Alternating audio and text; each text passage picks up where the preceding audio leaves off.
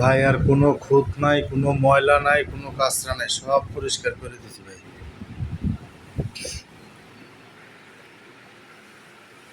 এই চৌকাঠ মৌকাঠে যেগুলো কাঁচরা মাছরা ছিল সব পরিষ্কার করছি। এই দরজায় গোল্ডেন কালার রং মেরে দিছি। কিচেনের ওই রান্না ওয়াশরুমের এগুলো উপরে সব এগুলো পরিষ্কার করছি।